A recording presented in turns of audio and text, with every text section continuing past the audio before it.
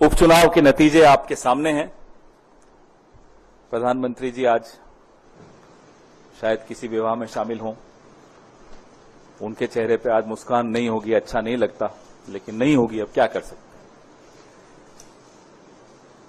ये उपचुनाव जो 13 सीटों पर हुए, बहुत महत्वपूर्ण, हर उपचुनाव हर चुनाव महत्वपूर्ण होता है, बहुत महत्वपूर्ण चुनाव थे।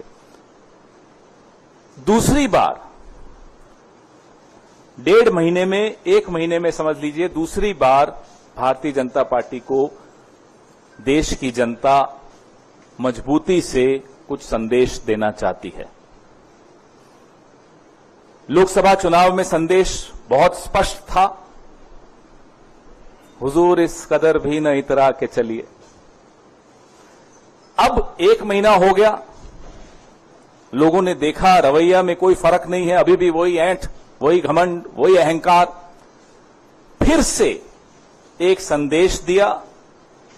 उत्तराखंड में हम दोनों सीटें जीत गए, बद्रीनाथ की भी और मंगलोर की भी। हिमाचल में एक थोपा हुआ चुनाव, निर्दलीय 3 विधायकों से इस्तीफा लिया गया, उनसे इस्तीफा करवाया गया, हमारी सरकार को अस्थिर करने का प्रयास किया गया और जनता का पैसा एक थोपे हुए चुनाव पर बर्बाद करवाया गया। आप लोग उसको ऑपरेशन लोटस कहते हो, मैं उसको ऑपरेशन कीचड़ कहता हूं। ऑपरेशन वोटर्स सबसे बड़ा होता है, सबसे मजबूत जवाब देता है।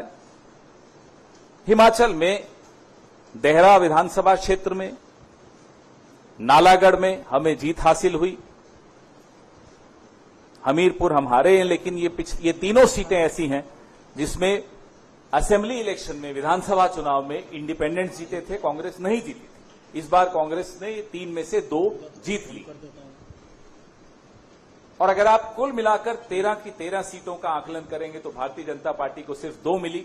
अमरवाड़ा पे मैं आता हूं, जो मध्य प्रदेश का विधानसभा क्षेत्र है, जहां इतिहास में शायद पहली बार हुआ होगा कि काउंटिंग करते हुए अधिकारी लंच की ब्रेक लेते हैं, काउंटिंग रोक के।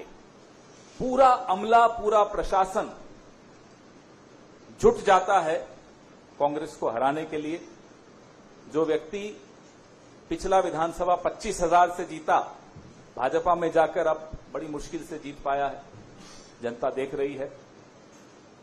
इन तमाम विधानसभा क्षेत्रों के वोटर्स का हम कांग्रेस पार्टी की तरफ से हार्दिक धन्यवाद देते हैं उन्हें, कि उन्होंने सबक सिखाया उन लोगों को जो षड्यंत्र कर रहे थे संविधान को कमजोर करने का, संविधान को बदलने का, और चुनी हुई सरकारों को अस्थिर करने का जो षड्यंत्र रच रहे थे, उनको एक करारा जवाब आज जनता ने दिया है। सबसे पहले उनका धन्यवाद। हमारे